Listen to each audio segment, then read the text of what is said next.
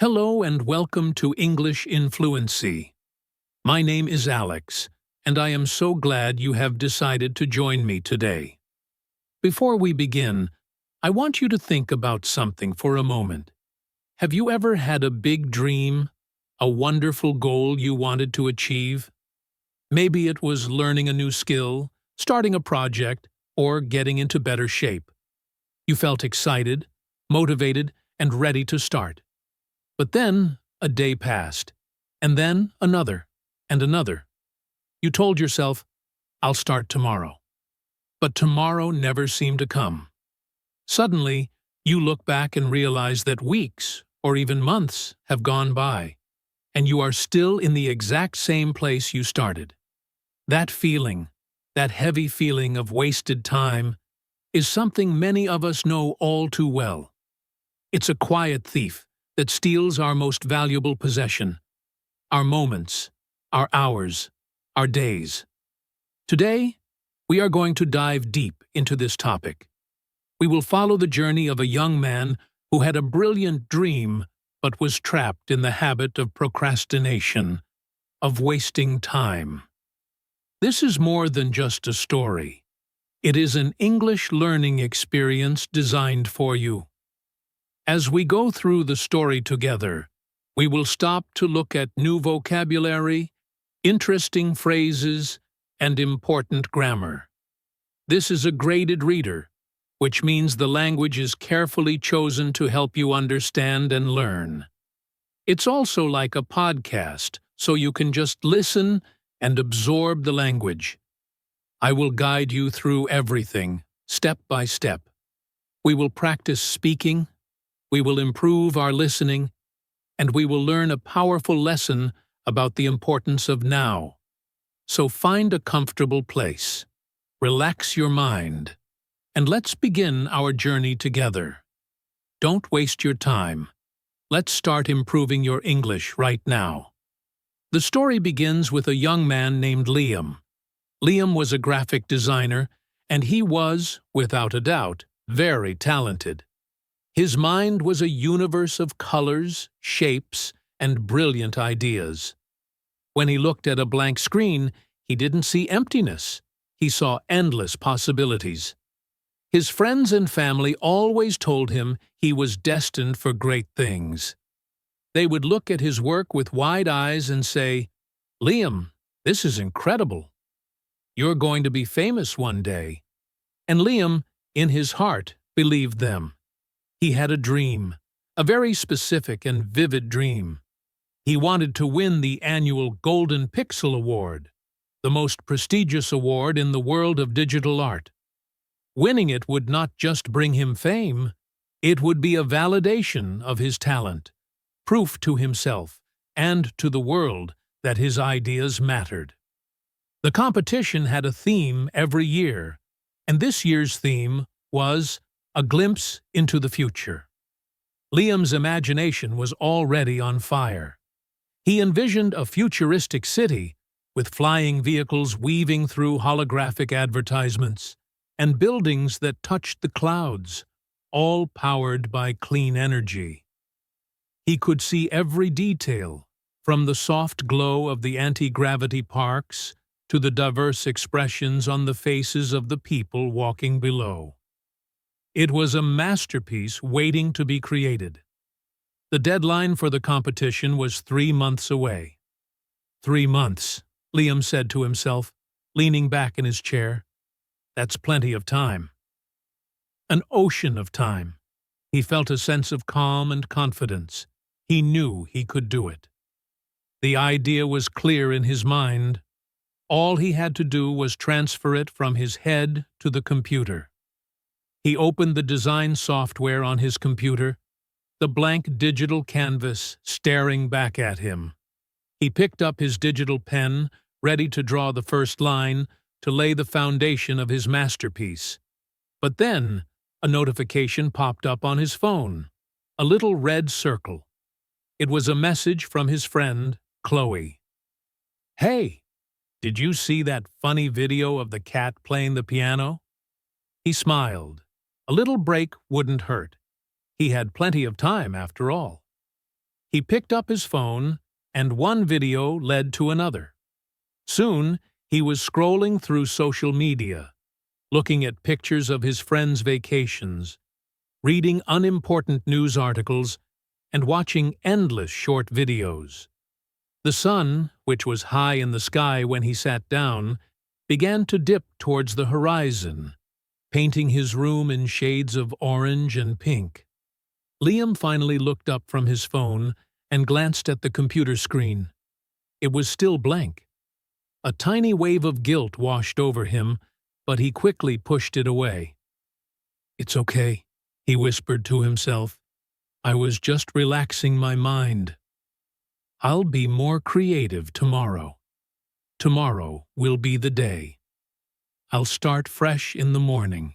Now, let's pause our story for a moment to look at some of the words and phrases we just heard. This is a very important part of our learning process. By understanding the vocabulary, you will understand the story more deeply, and you will be able to use these words in your own conversations. The first word I want to talk about is prestigious. In the story, I said Liam wanted to win the most prestigious award. The word prestigious, spelled prestigious,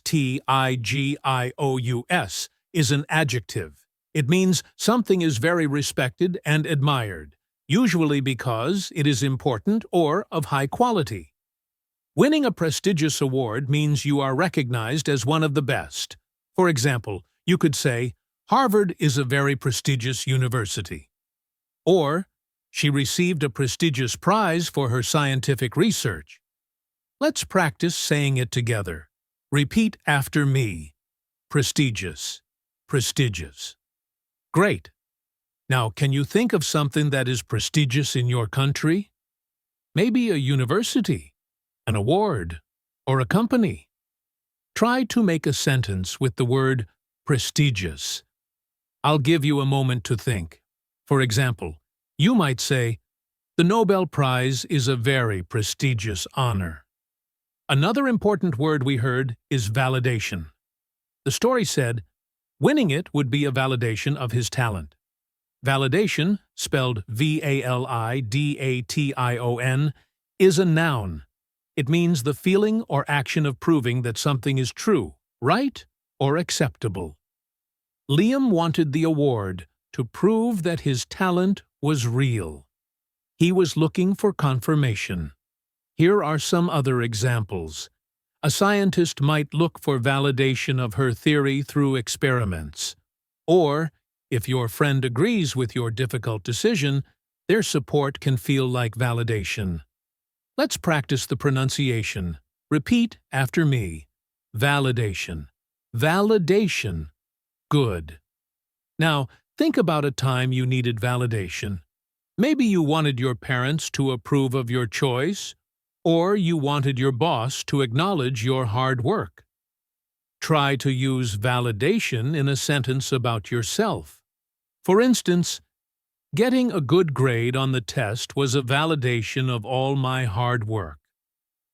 Let's look at one more phrase from that part of the story. Plenty of time. Liam thought he had plenty of time. This is a very common and useful expression in English. It simply means you have more than enough time to do something.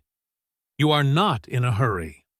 For example, if your train leaves at 10 a.m. and it's only 8 a.m., you can say, "Don't worry, we have plenty of time." Or, "The project isn't due until next month, so we have plenty of time to finish it." Let's practice this phrase. Repeat after me. Plenty of time. Plenty of time. Now, think about your schedule for tomorrow. Do you have plenty of time to relax?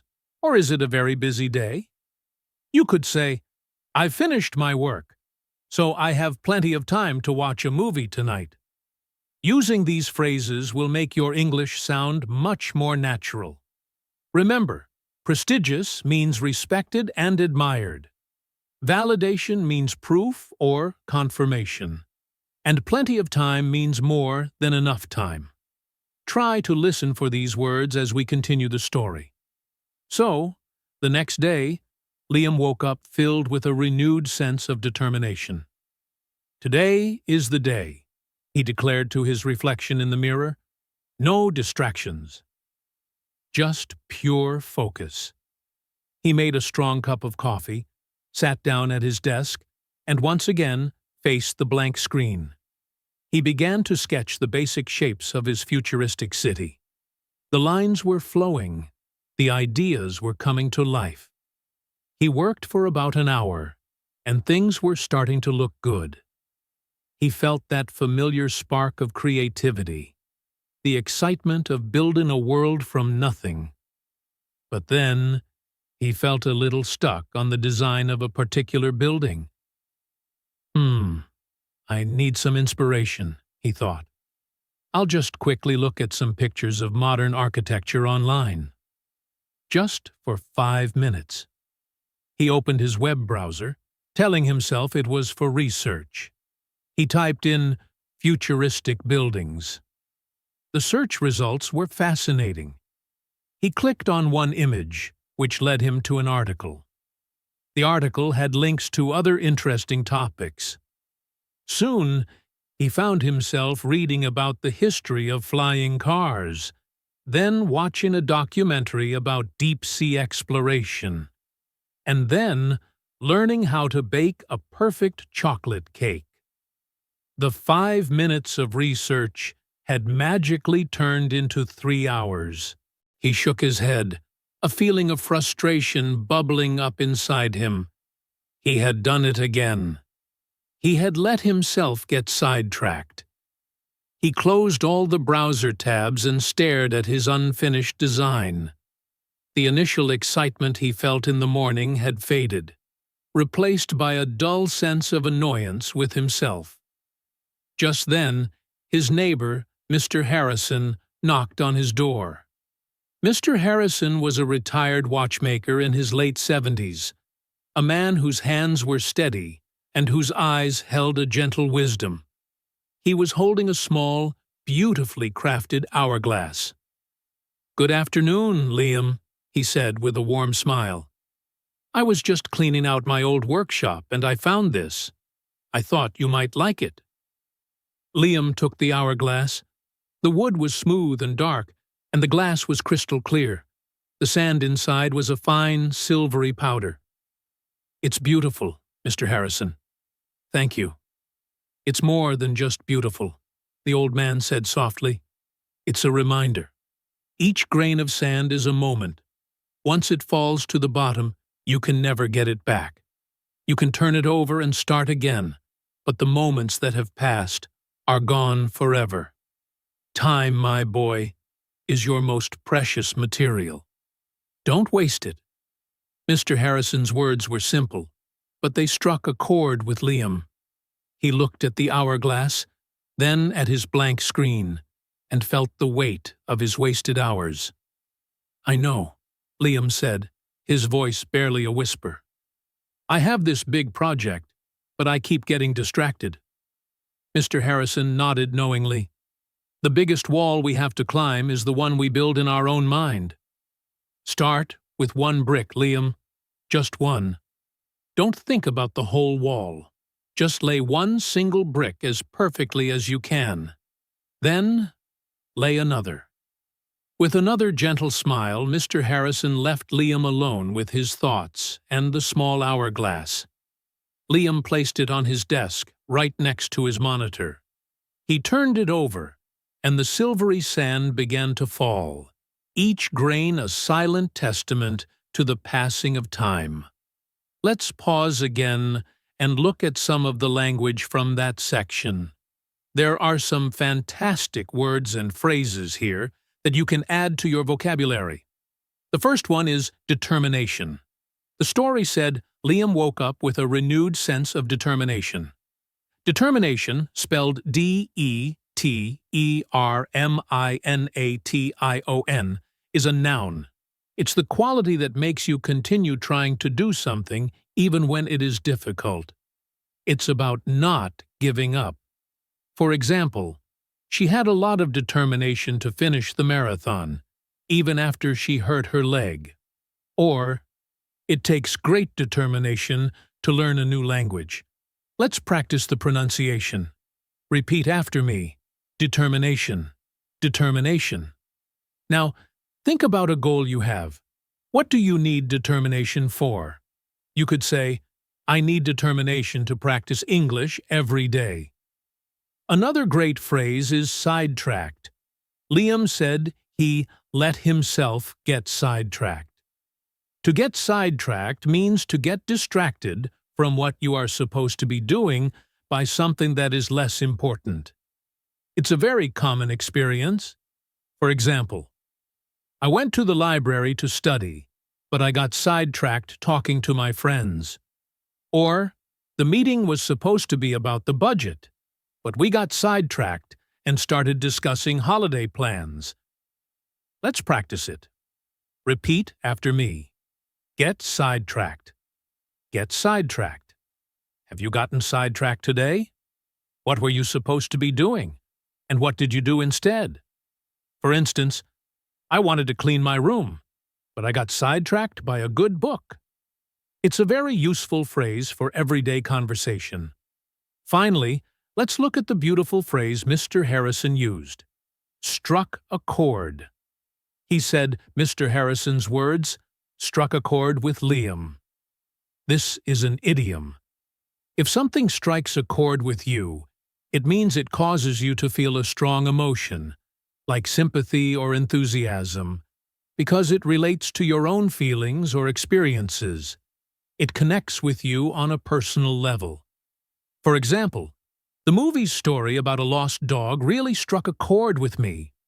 Or, the politician's speech about helping the poor struck a chord with the voters.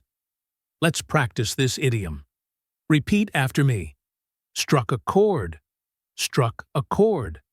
Think of a song, a movie, or a piece of advice that struck a chord with you. Why did it feel so personal and meaningful? You could share, the lyrics of that song really struck a chord with me because I was going through a similar situation. So, we have determination, the will to keep trying, get sidetracked, to be distracted, and struck a chord, to feel a personal connection to something. Keep these in your mind. Now, let's think about some grammar for a moment. In the story, Liam thought to himself, I'll start fresh in the morning, and later, I'll just quickly look at some pictures. He is using I'll, which is a contraction of I will. We use will to talk about decisions we make at the moment of speaking. It's for spontaneous decisions. When Liam saw the notification on his phone, he didn't have a plan to watch videos. He decided in that moment, so he thought, a little break wouldn't hurt. When he felt stuck, he decided in that moment, I'll just quickly look at some pictures. This is different from going to. We usually use going to for plans we have already made before the moment of speaking. For example, if Liam had told his friend yesterday, I'm going to work on my project all day tomorrow. That would be a pre-made plan. But his decisions to get distracted were spontaneous, so will is the perfect choice. Let's practice this. Imagine your friend calls and asks what you are doing tonight. If you have no plans, you might decide right then, I think I'll watch a movie. That's a spontaneous decision. Now, try one yourself. Imagine you are in a cafe. The waiter asks what you would like to drink. What would you say? You would likely use will. For example, I'll have a cappuccino, please. You are making the decision at that moment. This is a small but important grammar point that can make your English sound more natural. Back to our story. For a few days after his conversation with Mr. Harrison, Liam was a model of productivity. He kept the hourglass on his desk and used it as a timer. He would work intensely for the time it took the sand to fall, and then he would take a short, scheduled break. He broke down his grand vision into smaller, manageable tasks. First, he would design the transportation system, then the central plaza, then the residential towers. Mr. Harrison's advice about laying one brick at a time was working. The futuristic city on his screen was slowly starting to take shape. It was still far from finished, but it was no longer a terrifyingly blank canvas. It was a world in progress. He was making progress, and he felt good about it. He felt in control. One afternoon, his friend Chloe called him. "Hey, Liam, how's the Golden Pixel project coming along?" Chloe was also a designer, but she was different from Liam. She was incredibly organized and disciplined. She had probably finished her project already. "It's going well," Liam said, feeling a genuine sense of pride. "I've been really focused this week. I think I've finally found a good rhythm." "That's amazing to hear," Chloe replied, her voice full of sincere encouragement. "I knew you could do it." "Hey, a few of us are going to a new art gallery opening tonight. It's supposed to be fantastic. You should come. It would be a great way to relax and get some inspiration." Liam hesitated. His first instinct was to say yes. He loved art galleries, and spending time with his friends sounded wonderful. But then he looked at his schedule. He had planned to finish the design for the main skyscraper that evening. It was a crucial part of the project. "I don't know, Chloe," he said slowly. "I really should work tonight." "Oh, come on," she urged. "It's just one night. You've been working so hard you deserve a break. Plus, seeing some new art might give you a brilliant idea for your project. Don't burn yourself out. Live a little." The phrase, "don't burn yourself out," echoed in his mind. Chloe was right, wasn't she? All work and no play isn't good for anyone.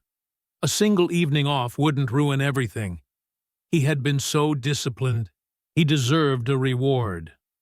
"Okay," he said, finally giving in. "You're right. I'll come. What time?" He spent the rest of the afternoon getting ready, feeling a mix of excitement and a nagging little voice in the back of his mind that told him he was making a mistake. He pushed the voice away. "It's just one night," he repeated to himself, like a mantra. "I'll get back to work first thing in the morning. I promise." The gallery was beautiful, and the art was thought-provoking. He had a great time with his friends, laughing and talking, but as the night went on, the nagging voice grew louder. He kept thinking about the unfinished skyscraper on his screen.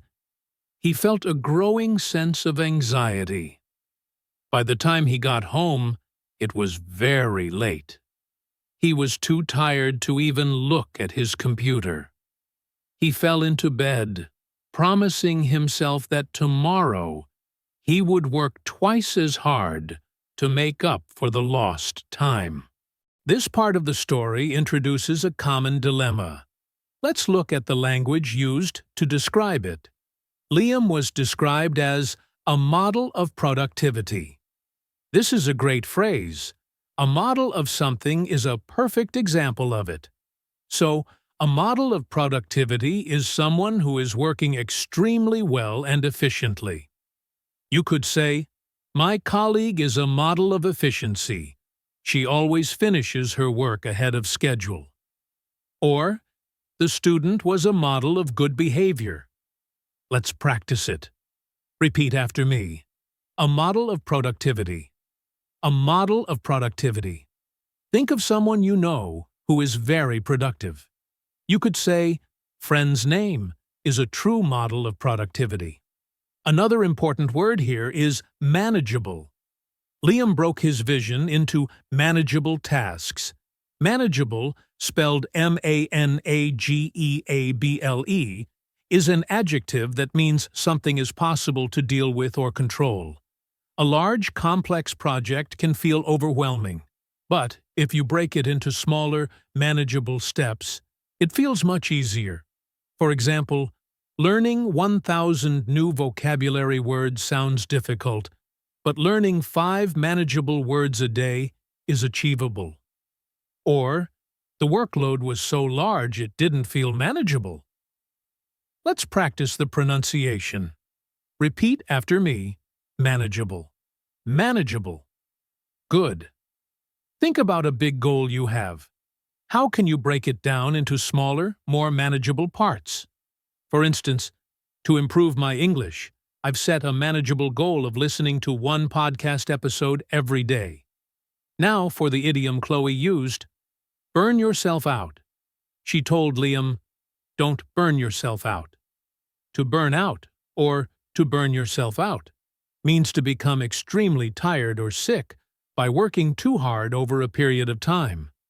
It's a state of physical, emotional, and mental exhaustion. For example, many doctors burn out from the long hours and high stress of their jobs. Or, if you study for 12 hours every day without a break, you will burn yourself out before the exam. It's a very descriptive and common idiom. Let's practice. Repeat after me. Burn yourself out. Burn yourself out.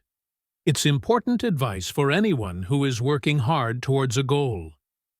Remember to take breaks so you don't burn yourself out. So, we've learned a model of productivity for a perfect example of efficiency, manageable for something you can control, and burn yourself out for getting exhausted from working too much. These are all very useful for talking about work, study, and personal goals. Notice how these words and phrases help to paint a clearer picture of Liam's situation and his feelings.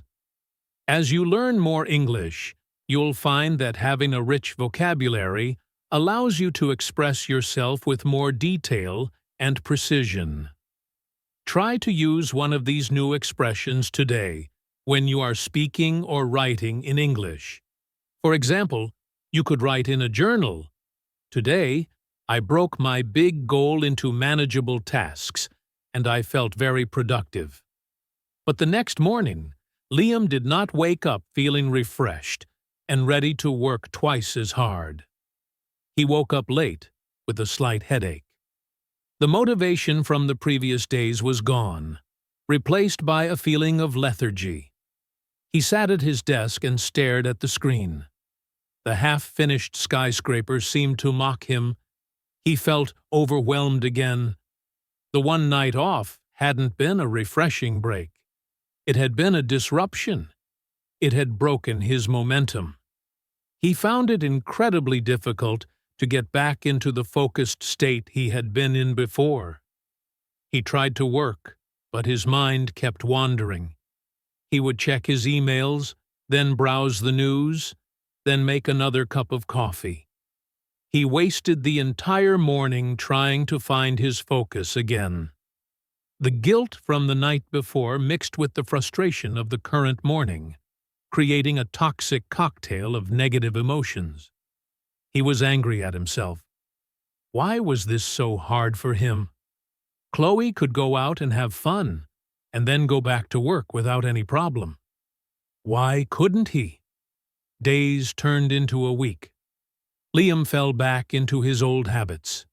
The hourglass Mr. Harrison had given him sat on his desk, untouched, the sand resting in the bottom half. His masterpiece, his vision of the future, remained a ghost on the screen, a shadow of what it could be. The deadline, which once seemed like an ocean of time away, now felt like a rapidly approaching shoreline. There were only 3 weeks left. Panic began to set in. It was a cold, tight feeling in his chest. He had wasted so much time. He had a brilliant idea, but an idea is worthless without execution. He started to think about giving up. Maybe he just wasn't cut out for this. Maybe his dreams were too big for his discipline. He felt like a failure. One evening, he was sitting in the dark, just staring at his computer screen, when he heard a gentle knock. It was Mr. Harrison again. He didn't say anything at first. He just came in and looked at the screen, then at Liam's tired face, and then at the still hourglass. "The sand has stopped falling," Mr. Harrison said quietly. Liam just nodded, unable to speak. "It is a terrible feeling, is it not?" the old man continued, "to feel that time is your enemy. But time is not your enemy, Liam. Your own mind is. You are fighting a battle against later. You are losing a war against tomorrow." Mr. Harrison pulled up a chair. "Let me tell you a story. When I was a young man, I wanted to build a special clock, a grandfather clock, but more complex than any other. It would show the time, the date, the phases of the moon, and the positions of the planets. It was my Golden Pixel Award. I spent months planning it. I had the most beautiful designs, but I was afraid to start. I was afraid I would make a mistake, that I would ruin the expensive wood. So I kept planning and researching and waiting for the perfect moment. That perfect moment never came. One day, my own mentor came to me and said, "You are waiting for a perfect start. But the only thing that creates a perfect ending is an imperfect start." His words changed me. The next day, I made the first cut. It wasn't perfect, but it was a start. And I made another and another. And you know what? It took me 2 years, but I finished that clock. And it was the proudest achievement of my life. Let's analyze the language in that emotional part of the story. A word that describes Liam's feeling is lethargy. The story said he felt a feeling of lethargy. Lethargy, spelled Lethargy, is a noun. It means a lack of energy and enthusiasm. It's when you feel tired and unwilling to do anything. For example, the hot weather was causing a feeling of lethargy in the city's residents. Or, after the big meal, I was overcome with lethargy and just wanted to sleep. It's a very specific word to describe that kind of lazy, unmotivated feeling. Let's practice saying it. Repeat after me. Lethargy. Lethargy. Have you ever felt lethargy? What caused it? You might say, "I didn't sleep well last night, so I'm feeling a lot of lethargy today." Another key word is momentum. The night off had broken his momentum. Momentum, spelled momentum, is a word from physics, but we use it in everyday life to mean the force or speed that something has when it is moving. In a project or a task, it means the feeling of progress and energy that keeps you going. Once you start and get into a rhythm, you build momentum. It becomes easier to continue. If you stop, you lose that momentum, and it's hard to start again. For example, the team had great momentum after winning 3 games in a row. Or, I was writing my essay really well, but a phone call broke my momentum. Let's practice. Repeat after me. Momentum. Momentum. This is a great word to use when talking about work or study habits. It's important to be consistent, to build momentum when you are learning a new skill. Finally, Mr. Harrison talked about execution. He said, "An idea is worthless without execution." Execution, spelled execution, is a noun that means the act of doing or performing something that has been planned. It's about taking action. You can have the best idea in the world, but if you don't do anything about it, it means nothing. Execution is what turns an idea into reality. For example, the business plan was brilliant, but the company failed because of poor execution. Or, The success of the event will depend on its careful execution. Let's practice this powerful word. Repeat after me. Execution. Execution. This is a crucial concept in any creative or professional field. Many people have great ideas, but few are good at execution. So, we have lethargy, the feeling of no energy, momentum, the force of progress, and execution, the act of doing.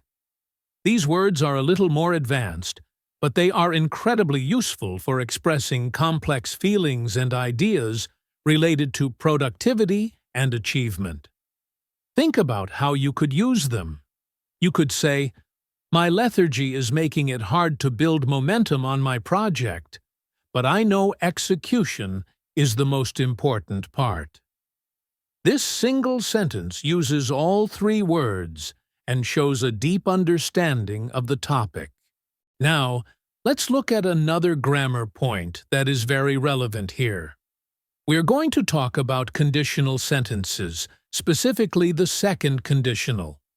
We use this to talk about imaginary or hypothetical situations in the present or future and their consequences. The structure is if plus past simple. Would plus base verb. Mr. Harrison's story contains a similar idea. He was afraid of starting. He might have thought, if I started, I would make a mistake. This is a hypothetical situation. He hasn't started yet, but he is imagining the consequence. Liam is also living in this kind of hypothetical world. He might think, if I had more discipline, I would finish this project. Or, if the deadline wasn't so close, I wouldn't feel so much panic. Notice the structure.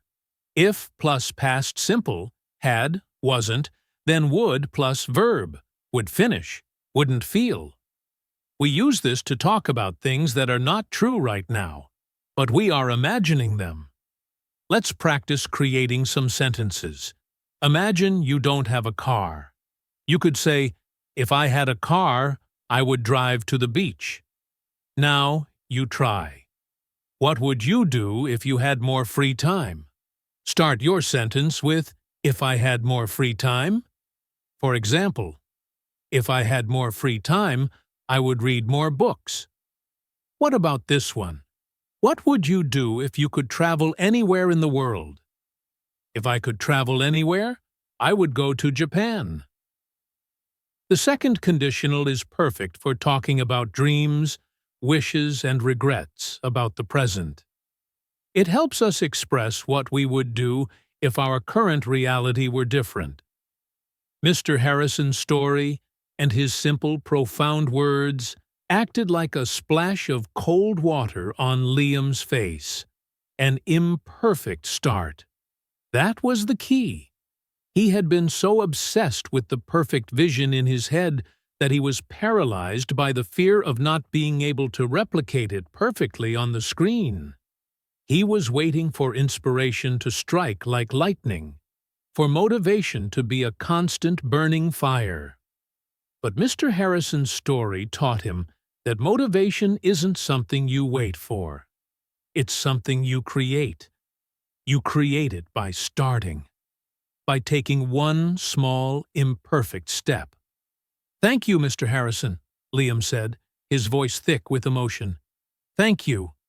After the old man left, Liam did not go to bed. He went to his desk, took a deep breath, and turned on his monitor. He looked at the unfinished city. It was a mess. The proportions were wrong on some buildings, and the colors clashed on others.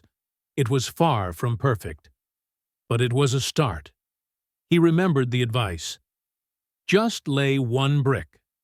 He decided to focus on the smallest, most manageable task he could think of.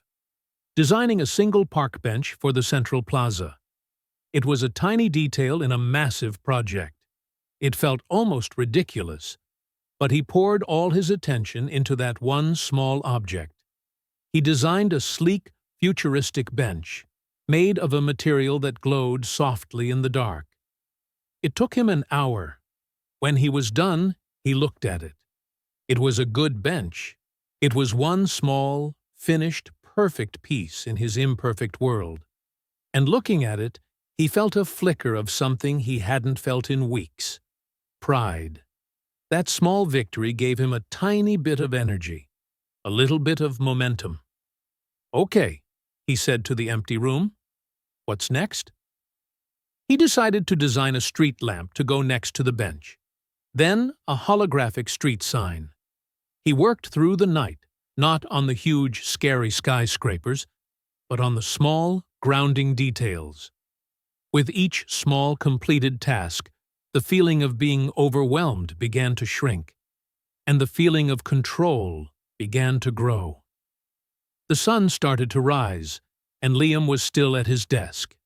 He was exhausted, but it was a good kind of exhaustion. It was the satisfying ache of hard work.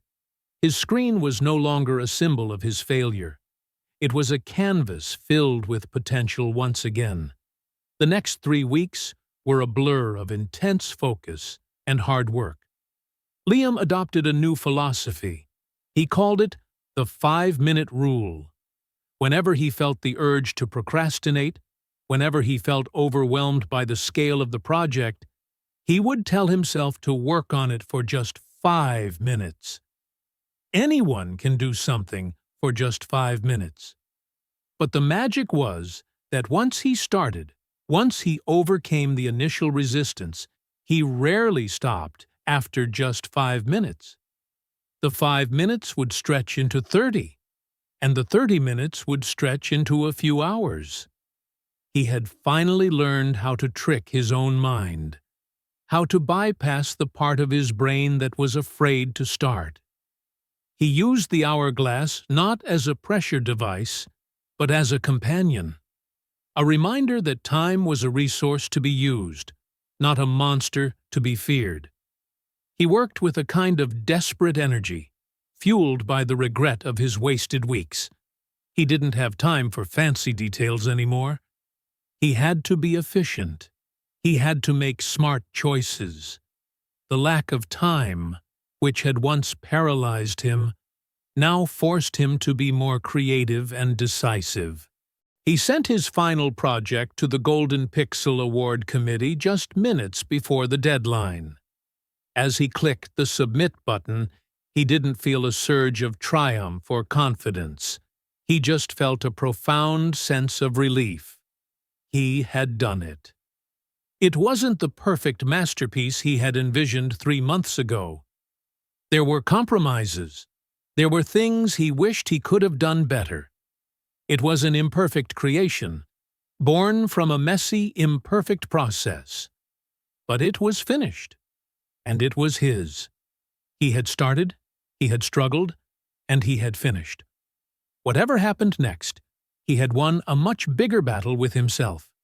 He had learned the true cost of tomorrow and the infinite value of now. Let's pause one last time before we find out the result. This section is full of wonderful descriptive language. A key word is paralyzed. The story said Liam was paralyzed by the fear. To be paralyzed, spelled P-A-R-A-L-Y-Z-E-D, literally means to be unable to move your body. But here, we are using it metaphorically. It means to be unable to act or think properly because of a strong emotion, like fear. For example, he was paralyzed with fear when he saw the snake. Or, the company was paralyzed by indecision and couldn't make a choice.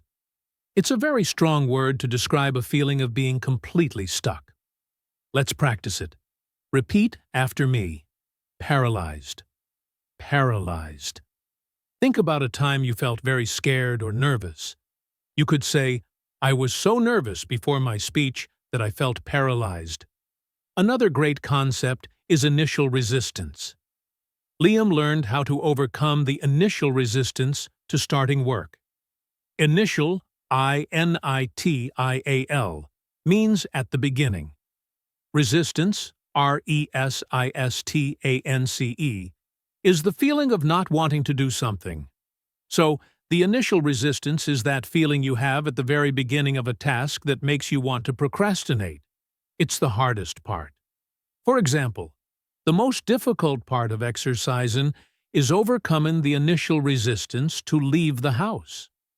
Or, once you get past the initial resistance, writing the essay becomes much easier. Let's practice the phrase. Repeat after me. Initial resistance. Initial resistance. This is a very useful concept for anyone who struggles with procrastination. My strategy is to work for just a few minutes to get past the initial resistance. Finally, let's look at the word decisive. The lack of time forced Liam to be more decisive. Decisive, spelled D-E-C-I-S-I-V-E, is an adjective. It means you are able to make choices quickly and confidently, without hesitating. It's the opposite of being indecisive.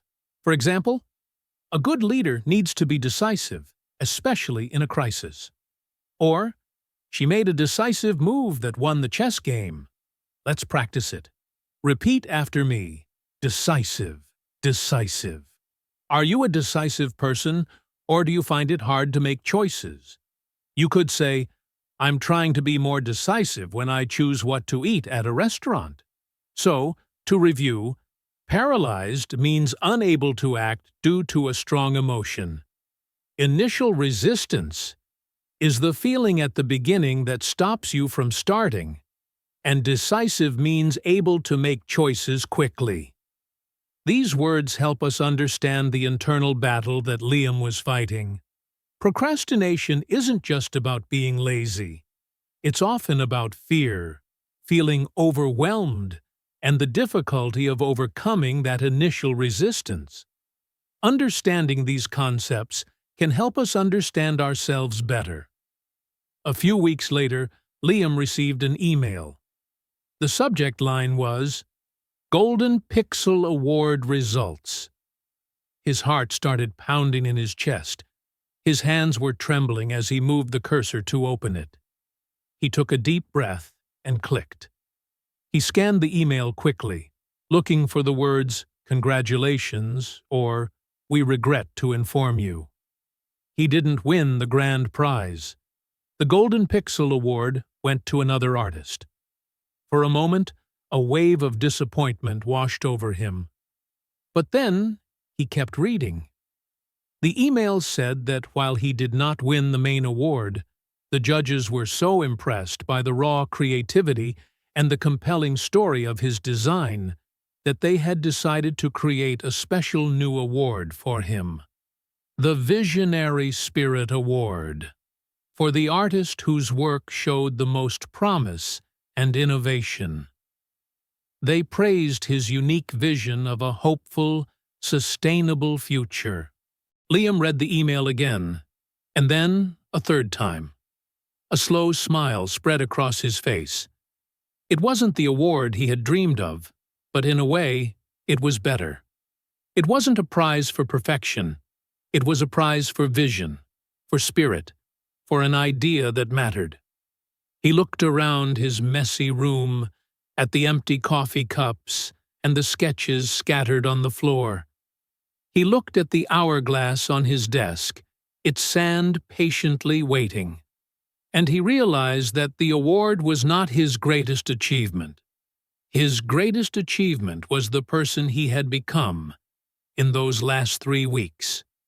He had learned to fight the battle against tomorrow. He had learned how to start. He had learned that time wasn't an ocean to be wasted, but a river that flows in only one direction, and it was up to him to build something meaningful on its banks. He picked up the hourglass, turned it over, and watched the silvery sand begin to fall. A new day was starting. A new project was waiting. And this time, Liam knew he was ready. He had plenty of time.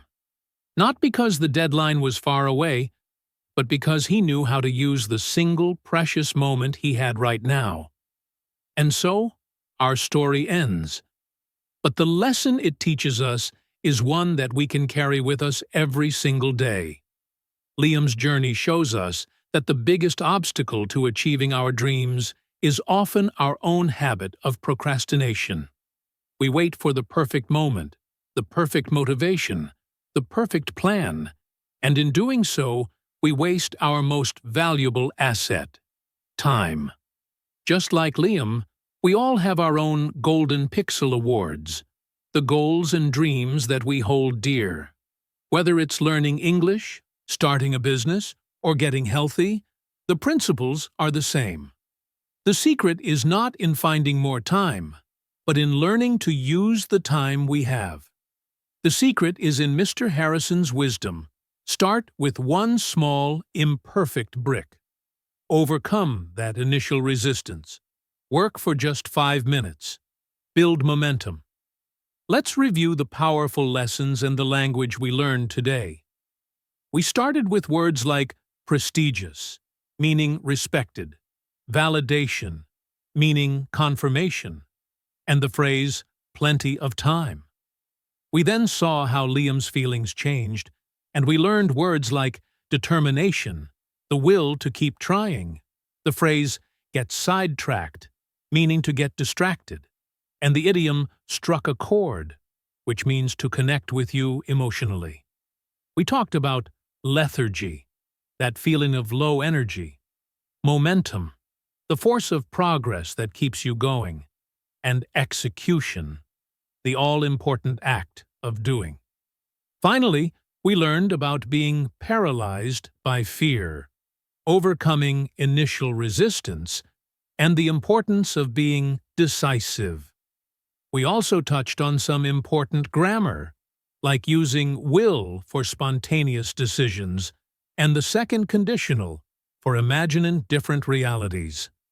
I want you to think about your own life. Is there a blank screen you are afraid to start on? Is there a dream you keep pushing to tomorrow? Remember Liam's story. Remember the hourglass. Each grain of sand is a moment. You can't save them. You can only choose how to spend them. The journey to fluency in English is the same. It can feel like a huge, overwhelming project. But you don't have to become fluent tomorrow. You just have to lay one small brick today. Learn one new word. Practice one sentence. Listen to one story. Every small action you take builds momentum. Every minute you choose to practice instead of procrastinate is a victory. You have the ability, you have the dream, and you have this moment. Don't waste it. Thank you so much for joining me today at English in Fluency. I hope this story and this lesson have struck a chord with you. I hope you feel inspired to take one small, imperfect step towards your own goals today. Learning a language is a marathon, not a sprint, and every single step forward counts. If you found this session helpful, please consider subscribing to our channel. By subscribing, you won't miss our future lessons and stories that are designed to help you improve your English in an enjoyable and effective way. Please also press the like button if you enjoyed our story today. It helps our channel grow and reach more learners just like you. And finally, I would love to hear from you. In the comments section below, please share one small thing you will do today to work on your English. It could be, I will learn 5 new words, or I will practice speaking for 10 minutes.